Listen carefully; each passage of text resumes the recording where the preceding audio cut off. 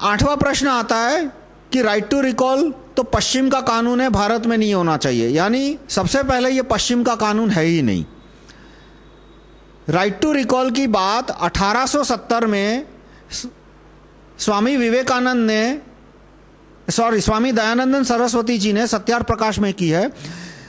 स्वामी दयानंद सरस्वती जी ने सत्यार्थ प्रकाश के 6ठे chapter राजधर्म, political duties, राजधर्मों के पहले पेज पे लिखा है कि राजा प्रजाधीन होना चाहिए।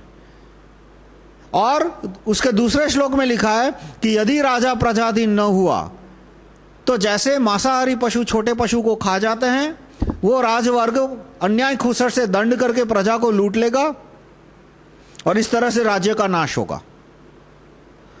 तो प्रजाधीन राजा, राइट टू रिकॉल राजा को प्रजाधीन बनाने का एक प्रोसीजर है।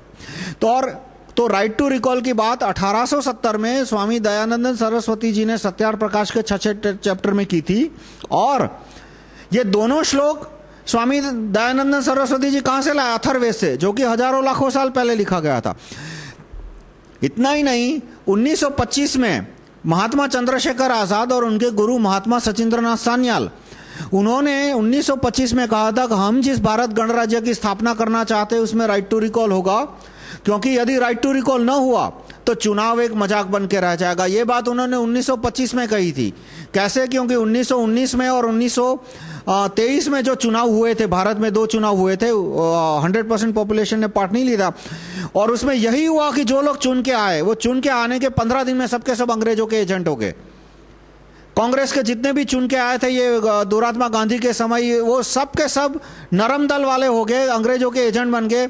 और कॉमन सेंस के आधार पर उनका जो स्टडी था, सचिंद्रनाथ सान्याल बहुत 4 भाषाएं जानते थे और उन्होंने दुनिया के बहुत सारे विद्वानों के लेख पढ़े थे, अमेरिका के, फ्रांस के, ब्रिटेन के, और कॉमन सेंस के द्वारा, उनके अध्ययन के द्वारा, और ये दयानंद सरस्वती जी से भी वो काफ़ी प्रभावित थे। सत्यार्थ प्रकाश का भी चंद्रशेखर आज़ाद और भगत सिंह और सचिंद्रनाथ सान्याल, उन्होंने कई बार उनको उल्लेख किया है, आर्य समाज से काफ़ी प्रभावित थे।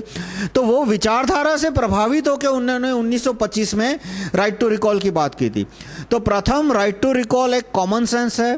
राइट टू रिकॉल का मेंशन भारत के धर्म ग्रंथों में भी है, अथर्ववेद में है, सत्यार्थ प्रकाश में है, और ये मूल रूप से भारतीय बात है। यहाँ तक कि ये कहा जाता है कि 1760 में रॉबर्ट क्लाइव ने बड़ी संख्या में भारत के ग्रंथों को, जो जब उसने सिराजुद्दौला को हराया था, तो उसने बिहार और बंगाल का जो एरिया है वहाँ से उसने हजारों लाखों प्रतिलिपियाँ लूटी थी और या खरीदी थी, और वो प्रतिलिपियाँ उसने इंग्लैंड भेजी थी 1758 के आसपास, और इंग्लैंड से धनी को बहुत सारे रईसों ने वो प्रतिलिपियाँ खरीद के अमेरिका भेजी थी, और अमेरिका में राइट टू रिकॉल का कानून आता है 1760 में।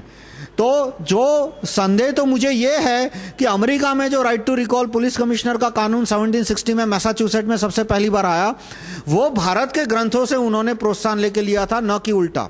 तो राइट टू रिकॉल एक भारतीय कंसेप्ट है। अथर्ववेद में उसका उल्लेख है, सत्यार्थ प्रकाश में उल्लेख है, 1925 में महात्मा चंद्रशेखर में आज़ाद किया था। ये राइट टू रिकॉल को बदनाम करने के लिए गलत बहाने बताए जाते हैं कि ये पश्चिमी कंसेप्ट है। यदि पश्चिमी कंसेप्ट होता तो राजीव दीक्षित जी कभी राइट टू रिकॉल का इतना प्रचार नहीं करते, कभी इतना जोर नहीं देते।